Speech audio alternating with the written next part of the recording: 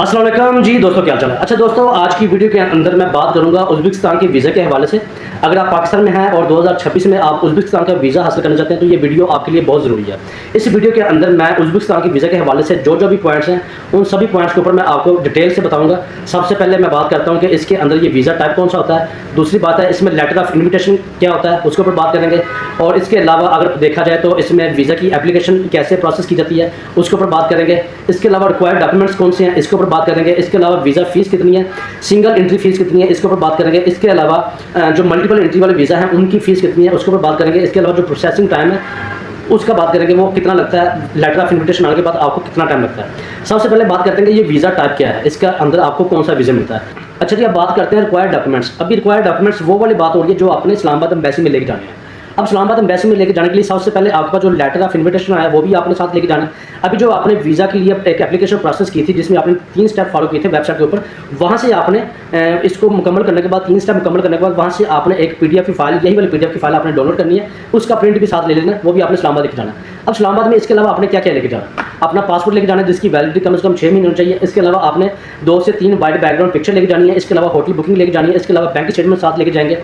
ठीक है, bank statement वैसे ज़रूरी नहीं है क्योंकि इसका वीज़ा अमूमी तौर पर लग जाता है। अगर आपके पास बैंक स्टेटमेंट है तो आपका केस सॉल्व है।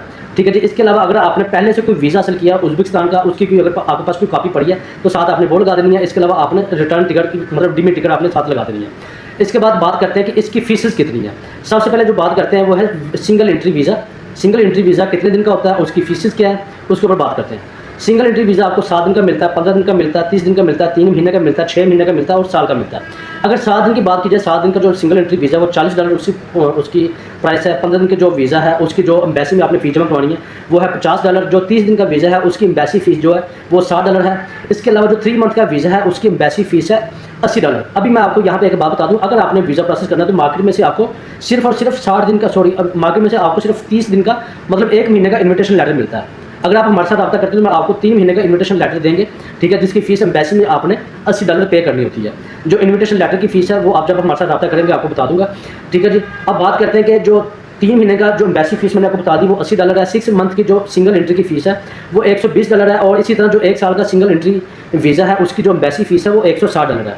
अब बात करते हैं जो वीज़ा मल्टीपल एंट्री वीज़ा है वो कितने मंथ का है, उसकी फ़ीस क्या है। मल्टीपल एंट्री वीज़ा 6 मंथ का है और 1 साल का है। जो 6 मंथ का वीज़ा है उसकी जो एम्बेसी फ़ीस है वो है $150। इसी तरह जो 1 ईयर का मल्टीपल वीज़ा है उसकी फ़ीस है $250। अब बात करते हैं कि प्रोसेसिंग टाइम कितना। जब आप सारे डॉक्यूमेंट्स एम्बेसी में सबमिट करवा देंगे उसके तकरीबन सबमिट करवाने के 1 या 2 हफ्ते के अंदर अंदर आपको वीज़ा ग्रांट हो जाएगा। आपका जो वीज़ा है आपके पासपोर्ट के ऊपर स्टिकर लग जाएगा।